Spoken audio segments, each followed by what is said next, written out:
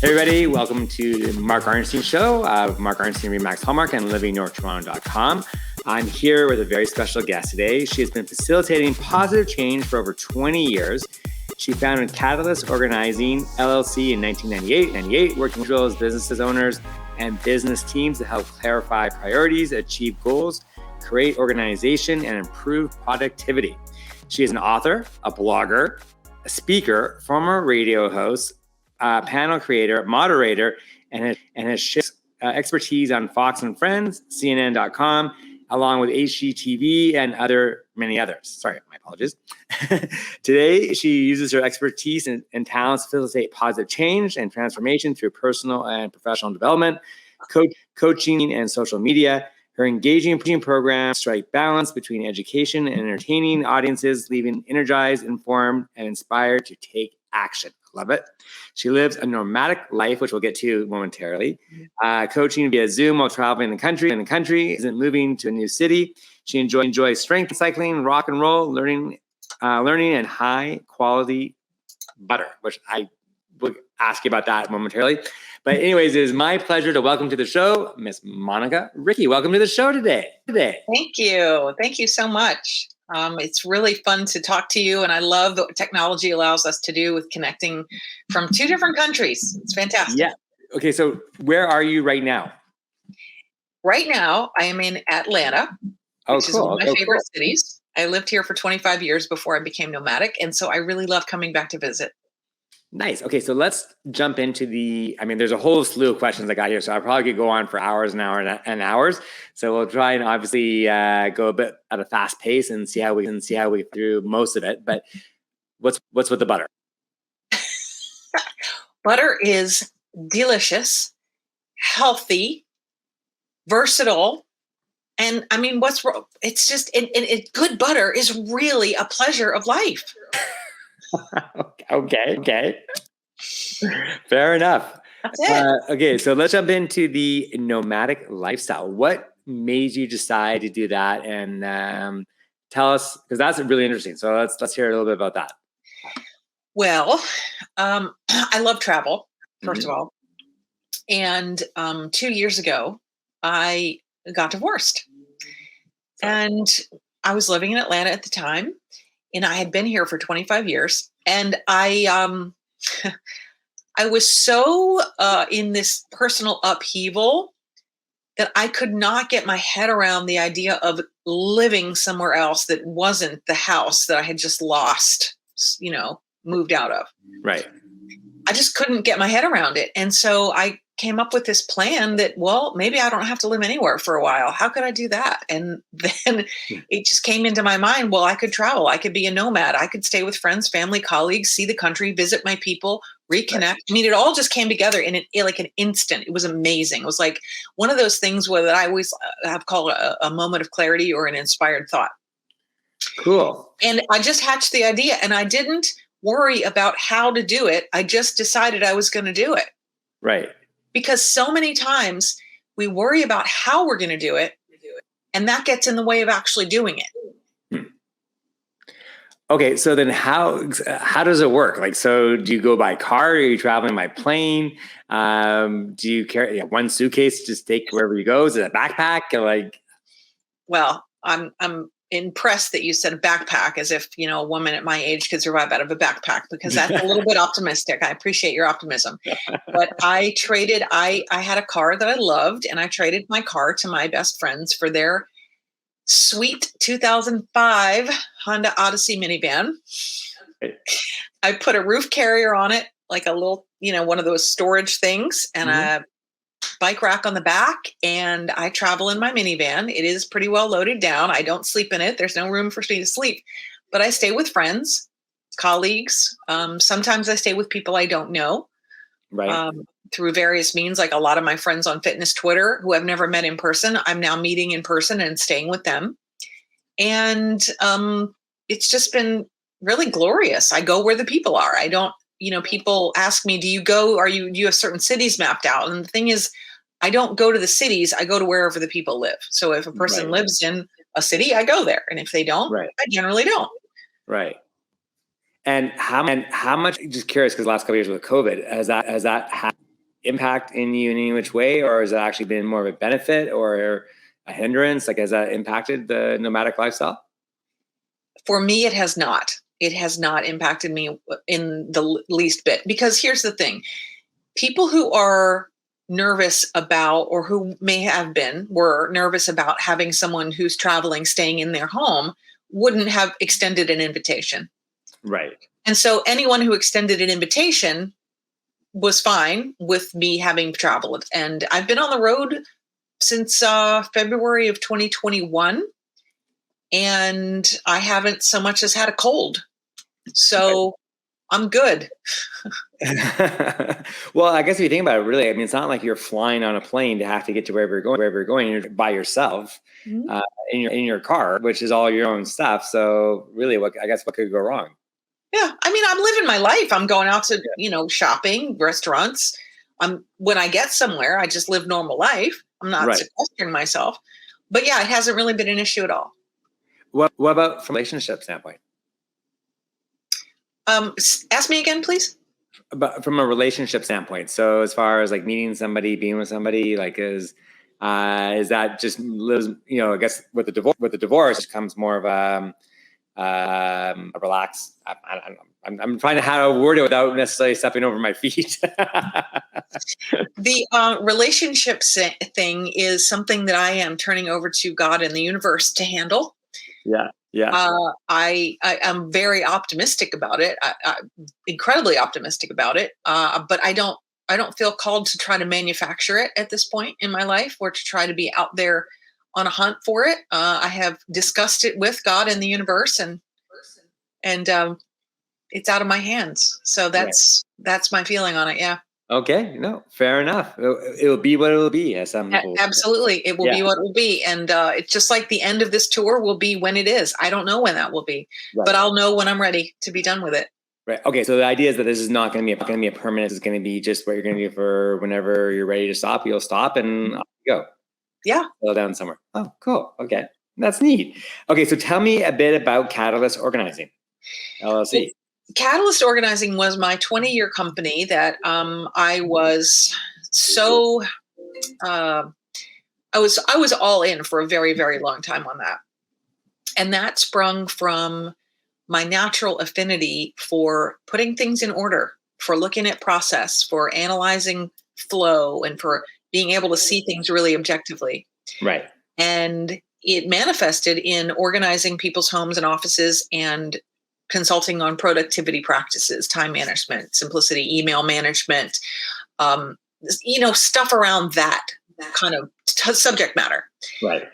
And I really liked it, and I was really good at it. And it kind of just organically grew into, I started speaking, and I started writing, and I started blogging when blogs were like really just first coming onto the scene back in the mid 2000s. And I did a lot of television and radio, and podcasts were kind of new too.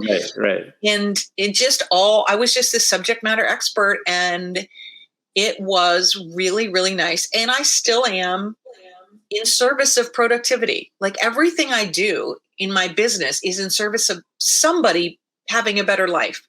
Right. So it's not necessarily so narrowly focused anymore on what it used to be, but it's still under the giant umbrella of living a productive life. Right. I just shifted the vehicle that I travel in. Instead of helping people create transformation and change and superior results and outcomes through that specific vehicle of organizing and productivity, I now do it through coaching. Right. And you do aspects of coaching too. Like, so there's the organizational part of it. There's a health and like well-being part of it. There's a fitness component to it. So what kind of made you do the pivot? So I transformed my own health. In 2019, I started physical training. I started strength training. Right. And that was the first domino that fell. And then all the other dominoes really fell hard. And because it really began this process of me opening my mind to what was possible and not just what I had settled for. Right. And when I say settled for, I want people to be clear and understand that I'm not talking about anything outside myself. Right. I had put myself in situations in terms of my relationship. I had put myself in situations with my work. I had created my life that I had settled for. So I like to be very clear that we are all powerful creators. And when we don't use our creative power, that's on us. So if we have a mediocre life, we have a hand in that. We played a part in that. Yeah, totally. And that was what I woke up to. That was the awakening that I had in myself, was like, wow, like, look at what I'm in right now. It was odd. It was very odd and unexpected and painful, but it was really a good change for me to do. It was something I think I needed. Something I think my husband needed. Right. And we are both blossoming now, in different directions apart. What made it so painful? Was it just the mental part of it, or the physical part of it, or was it both? Well, what made it painful was both the mental part of the actual dissolution of our life, our joint life together, mm-hmm. because that's ultimately where it led, right? And that's very painful. If anyone's ever been through a divorce, even an amicable divorce, which ours was, is painful. And then there was the other aspect of the pain, in that when you begin to realize how you have held your own self back, and what you haven't done for yourself, and how you haven't spoken up for yourself and haven't listened to your own inner knowing for a very long time, that's painful. Yeah. That can cause a little bit of regret, a little bit of like, right? But then the other side of that is better late than never. Yeah. All timing is perfect timing. That is what I'm leaning into right now. All timing is perfect timing. For sure. Well, it's amazing because, one of the things like we teach our kids is obviously that, you have to learn. Like, I have 3 children, 17, 15, and 11, and is about, it is so important to advocate for yourself. And that if you can get into a position where you can do that, it puts you at such a higher level of getting the things that you want to be able to achieve in life. Because if you just sit back and do nothing about it, nothing's. And and son got a great aha moment this year when it's just interesting how things happen, right? Like, so he's in high school. They had the option of doing here in Canada, like they could do science, or they could do advanced science. And advanced science wasn't necessarily that much harder. It just had a little bit more additional course content to it over the course of the year. And so, as we spoke to his guidance counselor, and he spoke to us, and we said, "Do you have any desire to go into medicine?" And he was like, "Well," and I said, "Well, then, probably do regular science." He's like, "Okay." So fast forward, he's, in grade 11, and he finds this course potentially for university that he wants to get into, but you need a grade 11, grade 12 science, like biology. We couldn't do in grade 11 because he hadn't done the advanced science.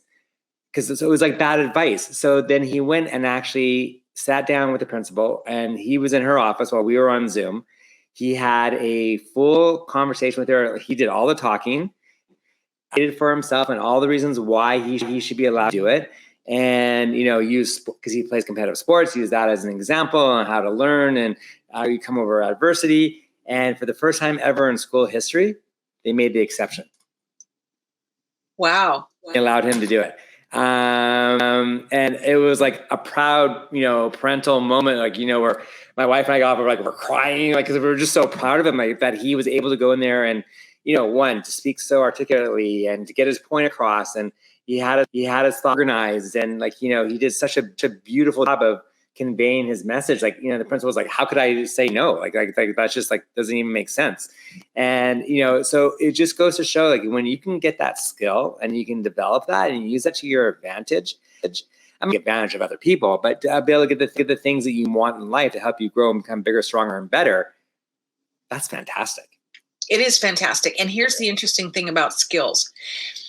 And I use this example with my clients all the time when we talk about how I'm good at this, I'm not good at this, whatever. The things that we are not good at, generally speaking, things like advocating for yourself, things like listening to your inner voice and letting it speak, expressing itself, asking for what you need, what you want, what's acceptable, telling people what's not acceptable. Right. When exactly Did we learn to do that? That's not innate. No. Right? Back up, rewind. It is innate when you're a baby. Right. When you're a baby, it is absolutely innate to ask for what you want. You cry, you yell, you scream, you demand things. But then what happens between the time that is innate when you're born and then the time when you leave the house, you learn to either foster and direct and channel that in a productive way, or you learn that it's not appropriate and it gets squashed.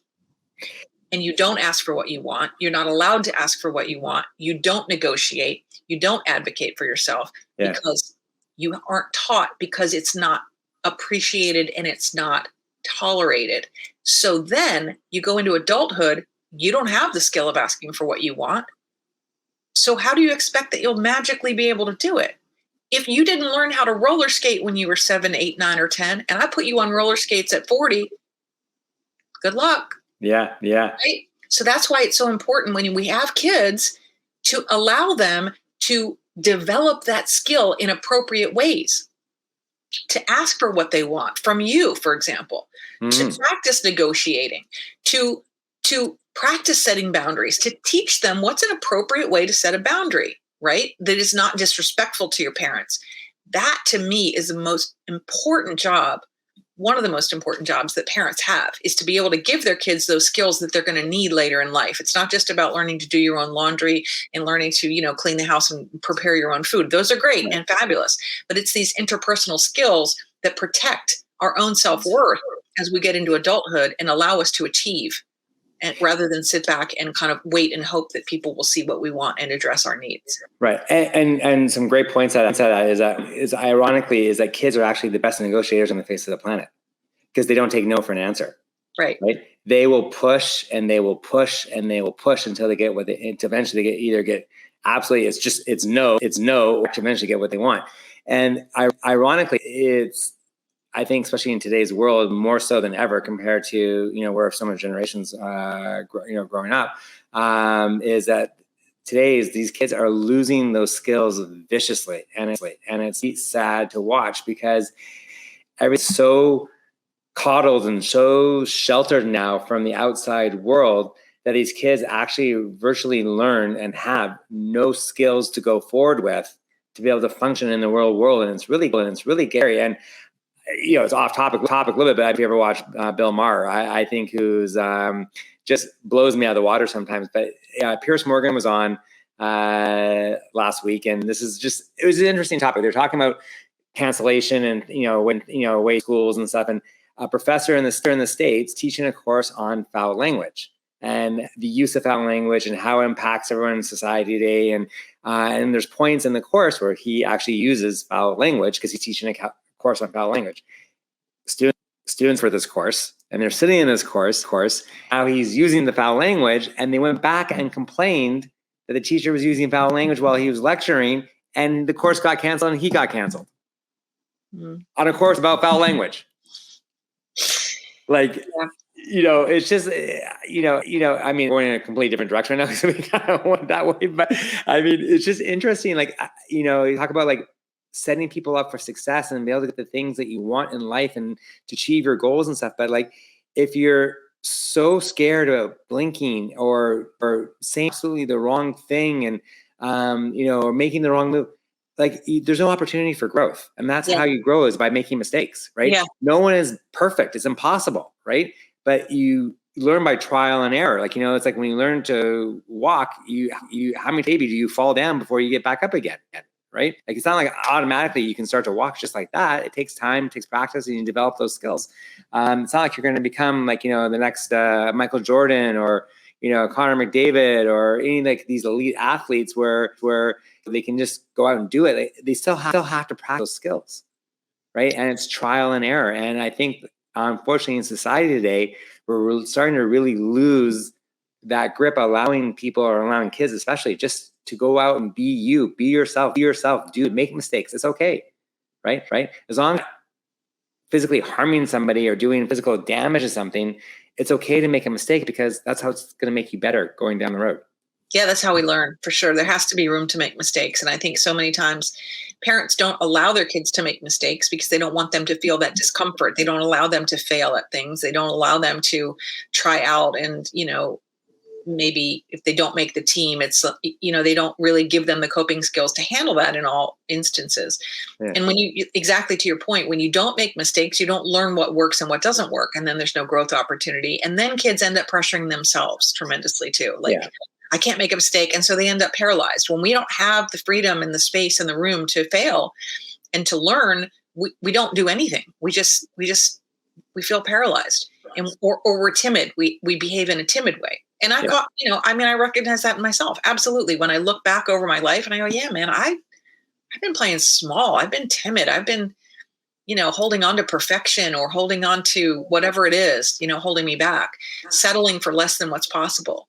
Yeah. And, I say look at the most successful people in the world today. They've all been major risk takers, and they've all failed before they had success. We don't see the failure, though. We only see the success. No, we only see the success, right? But if you go back and you watch the history on these people that are have had these massive successes, they've all failed at some point, or were on the verge of bankruptcy or actually hit bankruptcy, and then we're able to, because of the suit for what they wanted to get done, we're able to, get themselves out of it and then build it up and off you go. And I'm really concerned for the future down the road that we're going to lose a lot of that skill set. And it's really unfortunate. It is unfortunate. And, that's what it comes down to the individual, right? Because a society is built up of individuals, just like a company. A company doesn't exist without people, right? There is no company without human beings. And society doesn't exist without people. We're all individuals. And so that's where it comes back to individual responsibility of what are we as individuals going to choose to do with our lives? How are we as individuals going to impact the people around us, our families, our communities, our cities, our country, right? Our world. Right. That comes down to, how do I get better? Right? I can look all around me externally and see how things are wrong and things should be better and whatever. But how am I going to do anything out there if myself internally, if I'm not getting better, if I'm not committed to my self-mastery, what am I going to do in the world? Right? That's why it's all comes back to us. What are we doing? What rooms are we putting ourselves in? What information are we availing ourselves of? What practices are we putting into place in our own lives? I love so much the quote by Epictetus. I believe it's Epictetus. Or is it Seneca? One of the Stoics. Okay. I think it's Epictetus. It is, no man is free who is not master of himself. And for me, that's just everything. It's just everything. Right. Yeah, no, absolutely. Absolutely. Okay. I want to talk a bit about some of these things here from blogger, speaker, radio channel creator, moderator, Fox and Friends, CNN, HGTV. You were busy. I was busy and I was loving it. I was traveling. Oh my gosh. I had a relationship with a home builder for a couple of years, and we started this new cool home building initiative called Smart Home. And they consulted with me on how do we build homes that work better for people. I think our slogan, our informal slogan was homes that live as well as they look, or live as good as they look, or something like that. And it was about making life easier and really addressing common problems that families face in living in a structure, storage challenges, things like that. I did a lot of speaking. I love speaking. It's my first love. It really, truly is my first love. Radio, love doing all that kind of stuff. And so I still do those things. I've just broadened my sort of subject matter. And instead of talking about how to get organized in your life from a very granular perspective and very tactical, I talk more about the higher level aspects of putting a productive, organized life together, which is, again, taking control of your own self, your own habits, your own thoughts, your own mindset, channeling your energy in a direction where it's going to create the ripple that you want in the world instead of the accidental ripple that you might be in the middle of living just because of life circumstances put you there. Right, we can't always control everything in life. Certainly the things show up, illness shows up, unfortunate situations show up, right? But our job as human beings, as I see it, is to assess accurately, what am I in control of? What am I out of control of? And not get those two mixed up. Because what I see over and over and over is people putting their precious time, energy, and mental resources pushing against things they can't control or influence. Meanwhile, the things they have control and complete influence over, they don't exert any energy toward. Right. So they're completely misallocating that precious resource they have. And then they have the less than stellar outcomes, right? It just makes sense. So getting those two in the right order, understanding what you can control and exerting your energy and your mental and physical resources toward those areas of your life simultaneously while letting go what you cannot, which I'm not saying is easy, but that's part of self-mastery practice. Letting go, looking for opportunities to grow by saying, I can't control this. I'm going to focus over here where I can. That's what moves us down the road of better life, right? And when we get better, the world gets better.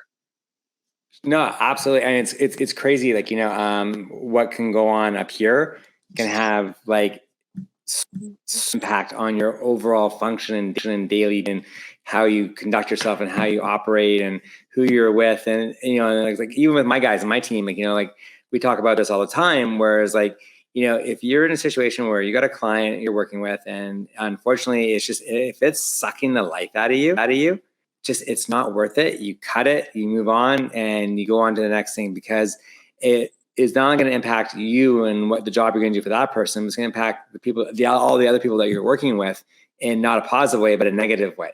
And, it's like I said earlier, like we're our own worst enemies most of the time. I'd love to, if we can, just take 20 seconds and explore what you just said.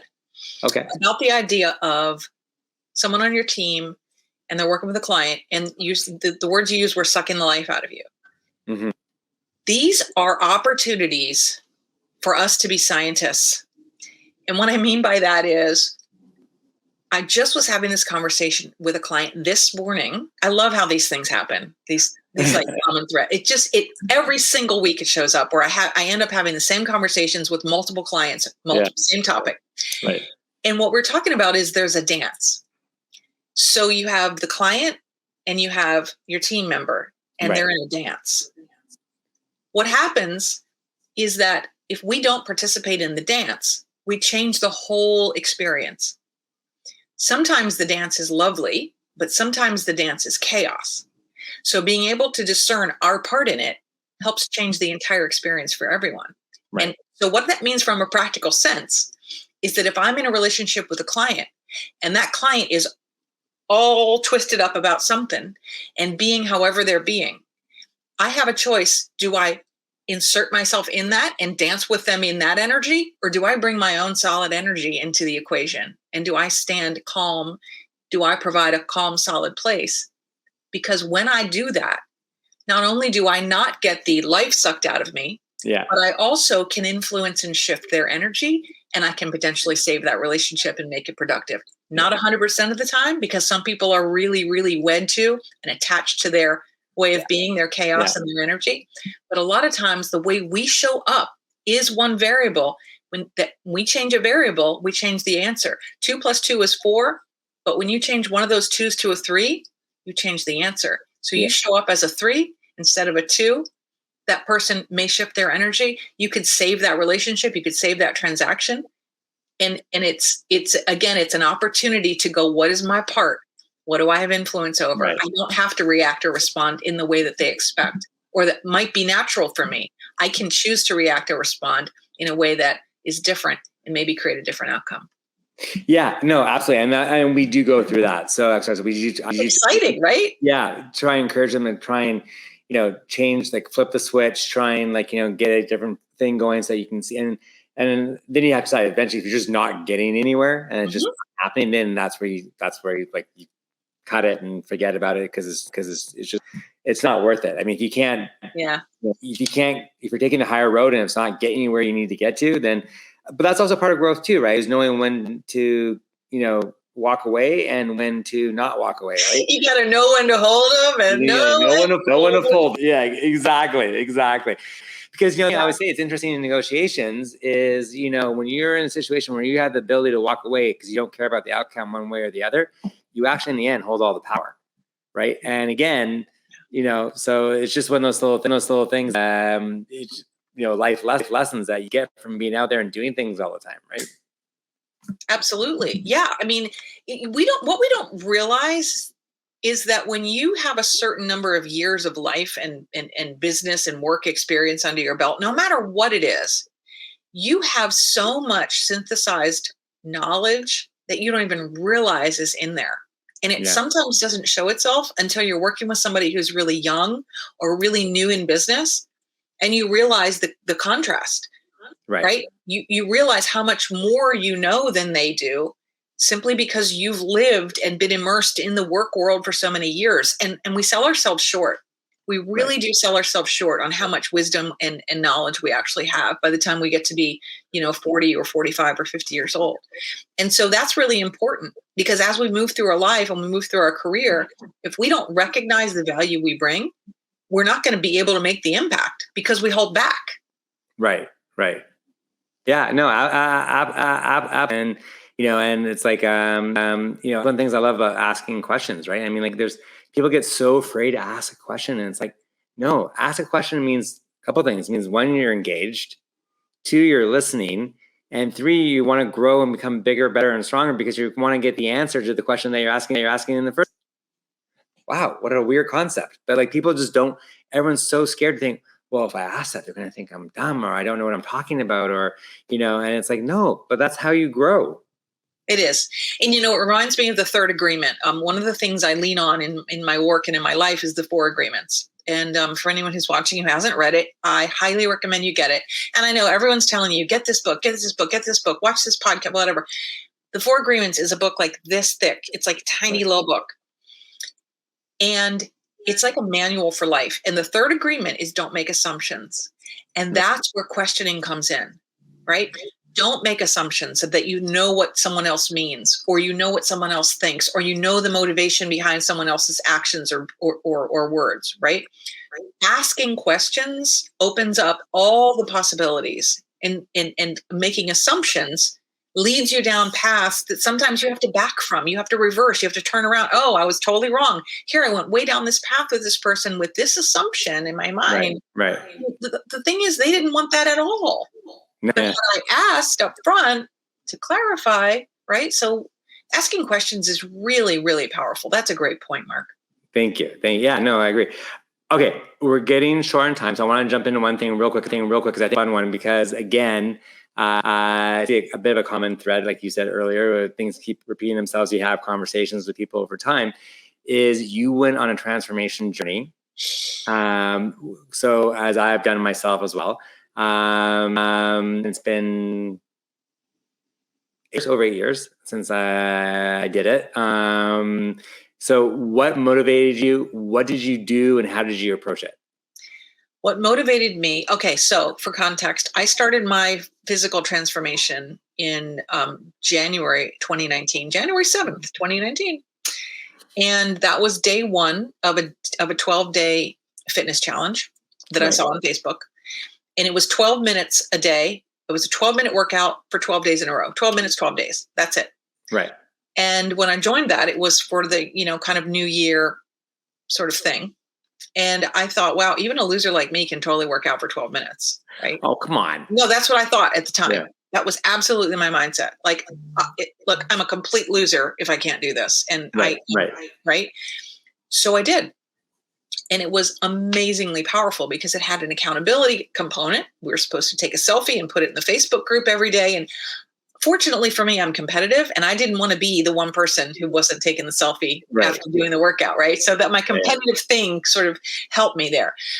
But what I found was that days 1 through 12, as powerful as they were, it was day 13 that really really like I met myself face to face because I didn't have to get out of bed on day 13.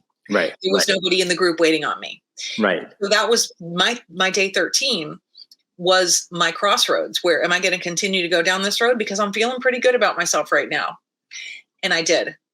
And then I got a community. I plugged into Fitness Twitter and a couple months later, and I found a mentor, and I began immersing myself a little bit more and learning a little bit more. And then I changed the way I ate, and it just really organically grew and blossomed in a way that was inspiring to me. I inspired myself, and I started to feel different, and I slowly began to look different. And that was when all the cracks in my mind started to open up and the light started coming through and going, this is amazing. Like, how did you do this? What's inside you that's allowing you to do this? And what else is possible? Yeah, it's a crazy, wonderful, energizing feeling that you get when you get into that mindset, because it just changes everything, right? It changes how you look, how you feel, how you just walk down the street, your posture, the aura that about to other people, because like you're feeling good and you're feeling energized, you're feeling positive about yourself. That's going to come across to the people that you meet and interact with on a regular daily basis. Plus, like I said, when we talked about this before, is that, having, three, like it also sets the tone for them and where they are in their lives. And they see like both mom and dad are extremely active, very physically fit, and we take care of ourselves. It now makes them want to do the same because of the sports and things that they're doing to make them be more successful after. And it's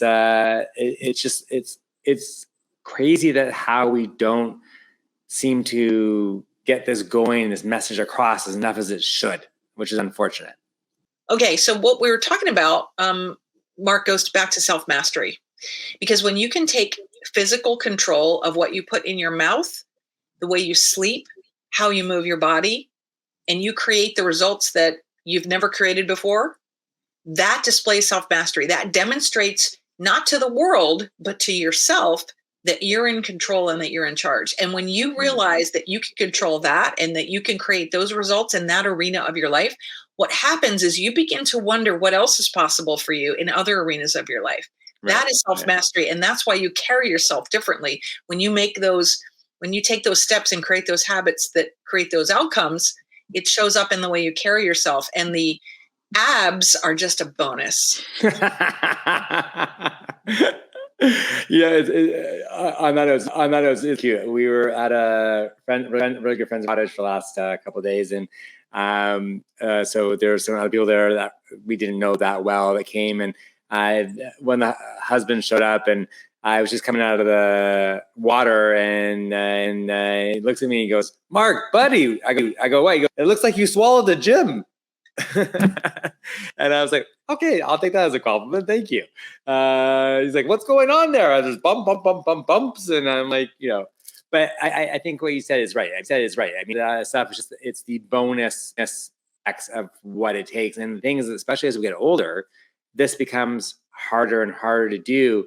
And but the things that if you can get this under control as soon as possible and stay with it and like own it and really work it sets you up so beautifully for the rest of your life, which is I think the really cool part of it. And for those that follow along, I do like a Flex Friday thing, and I kind of post what I've been working on doing from the week. And but the cool thing is, like, again, I get so much feedback from people I know, and like saying like you've inspired, you're like the number one video guy that I watch all the time because I learn from what you're doing, and I get exhausted just watching you, and and it's like I think I can do that. I'm like, that's like I think so cool.